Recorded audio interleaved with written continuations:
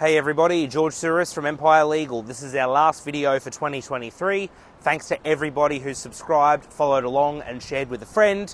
This week we're going to wrap up the year with minimum housing standards. Okay, so minimum housing standards aim to ensure all Queensland rental properties are safe, secure and functional. These standards came into effect for new tenancies from 1st of September 2023, meaning that if a tenancy agreement is signed or renewed, that's important, or renewed, from this date, the property must meet minimum housing standards. These standards will come into effect for all remaining tenancies on 1st of September 2024.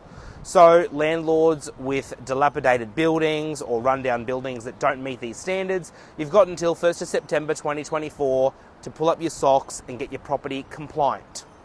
These new standards apply to all types of tenancies, including general tenancies, movable dwellings and rooming accommodation agreements. This information can be found on the RTA website.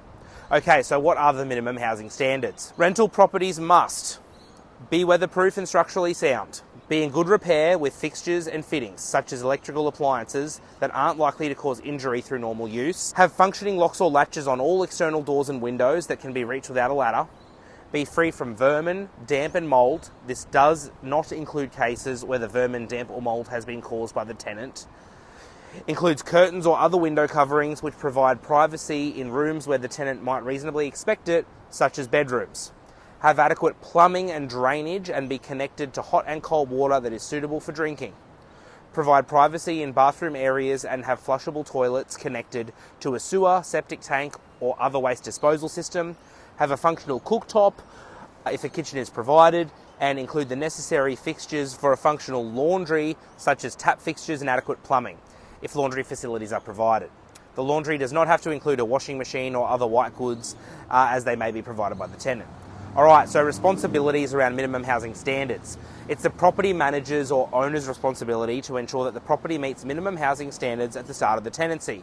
If a maintenance issue occurs during the tenancy, this means the property no longer complies with minimum housing standards. It's the tenant's responsibility to make every effort to inform the property manager or owner or the nominated emergency repair contact, who will be listed on the tenancy agreement, about the issue.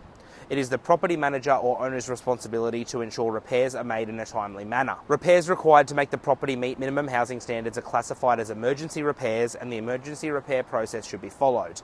This link will be in the blog.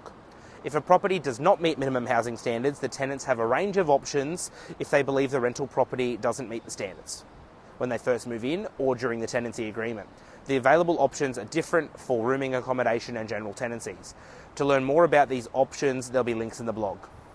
Minimum housing for body corporate. If a rental property is in a body corporate, it will need to comply with both the minimum housing standards and the body corporate bylaws. There may be some instances where repairs to ensure a property complies with minimum housing standards are the responsibility of the body corporate.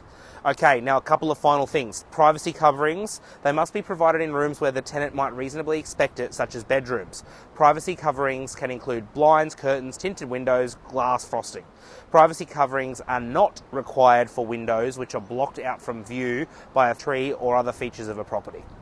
To meet minimum housing standards, all external windows and doors at a property will need to have functioning locks or latches to secure the premise against unauthorised entry. This applies only to windows and doors a person outside the premises or room for rooming accommodation could access without a ladder.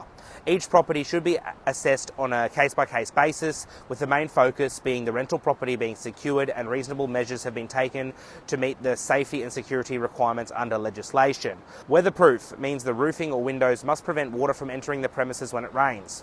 Structurally sound means the building must be safe for the tenant to live in. The walls, ceilings and roof must be in good condition. They must not be likely to collapse or be affected by significant dampness. Decks and stairs must also be safe and not affected by rot or defects. Okay guys, so again, this one's great if you are a selling agent and you've either got existing landlords looking to sell or your new buyer is going to be a landlord. You'll be armed with the information that you need to make sure you know what you're talking about for these new laws that are already in play and that are going to be mandatory for every single tenancy from 1st of September next year.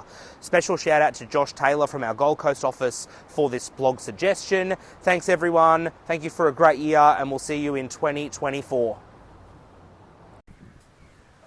Ladies and gentlemen, please keep in mind that all advice is general in nature and does not constitute legal advice. This is authorised by George Souris, Empire Legal, Gold Coast, Queensland, Australia.